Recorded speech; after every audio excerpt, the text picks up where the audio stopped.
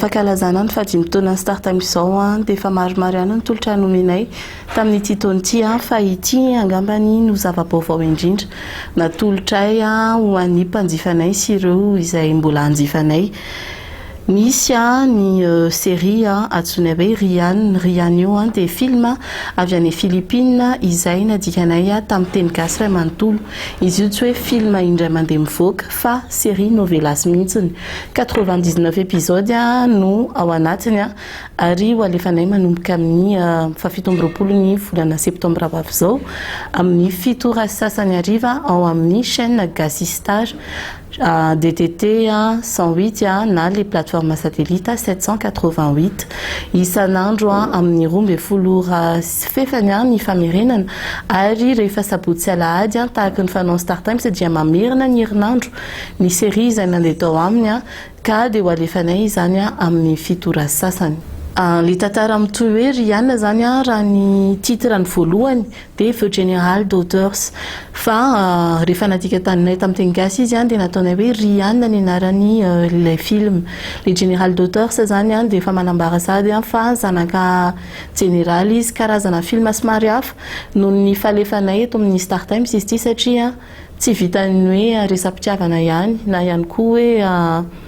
resaka adiady ihany fa vobango ao anatiny daholo ireo rehetra mety hisy eo ao anatin'ny fiainana anankiray. Zanaka miaramila miady ho an'ny tanindrazana aloha voalohany indrindra nefa eo ihany koa ny fototry ny olana misy eo amin'ny ray ny taiza azy sy ny ray ny teraka anazy dia manana koa izy ny tantaram-pitiavany miaraka amin'ny pray ray bazy miaraka aminy dia manana fianakaviana vaovao izy izay nanavitra anazy tamina toe-javatra maro samihafa fa dia manentana anareo rehetrarehetra hijery satria mbola tsy nisy ohatran'ity zany raha mbola teto Madagasikara mbola tsy nisy mihitsy izany hoe novelasy natao tamin'ny teny gasy izany. Zatra manaiky izay fa zatra ny olona mijery film amin'ny teny frantsay hoe novelasy amin'ny teny frantsay nefa kosa maro ihany koa nefa tsy amin'ny teny frantsay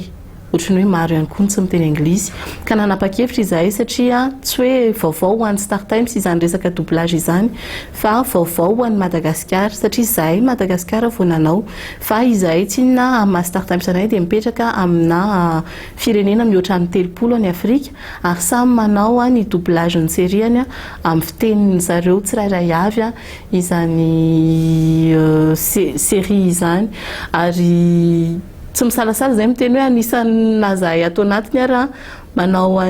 namokatra an'ilay izy sy niara-ny asa tamina boîte de production anisan'ny lehibe indrindra eto Madagasikara nanao azy dia anisan'ny variany zahay amin'ny fahaizany malagasy manao amin'ny resaka doublage izay ary indrindra ihany koa ny fahaizany tanorantsika manao zava-baovao tsy dia tena hoe misy fahasarotany firy. Manomboka eo amin'ny 13 taona miakatra angambany no tsara mijery an'ity andian-tantara ity satria misy resaka basy ao, misy resaka rongony ao, ny ankizy efa afaka manavaka tsara ny zavatra ny tsara sy ny ratsy zany tahaka ny rehetra izay no irinay hijery izany fa na izany ary film mpianakaviana ihany izy io anjarandray aman-dreny foana no manazava any ankonany hoe manahoana sy manahoana no afahana mitondra izay zavatra jerena amin'ny fahita lavitra. Rihanna zany tsy andian-tantara Filipiana amin'ny teny malagasy manontolo ity dia azonareo jifaina eto amin'ny start time irery any raha ohatra ianao ka mbola tsy manana décodeur dia 45 000 ariary ny décodeur eto Antananarivo sy ny manodidina ary 60 000 ariary kosa izy any amin'ny faritra sy manerana ny Madagasikara. Ankoatr'izay ho an'ireo rehetra izay efa mpanjifa start times dia ao anatin'ny bouquet 22 000 ariary no ahitantsika an'ity andian-tantara ity tsy ao anatin'le bouquet na 44 000 ariary zany izy fa ao anatin'le bouquet 22 000 ariary na koa le bouquet 2200 ariary par jour na les bouquets 8000 ariary par semaine.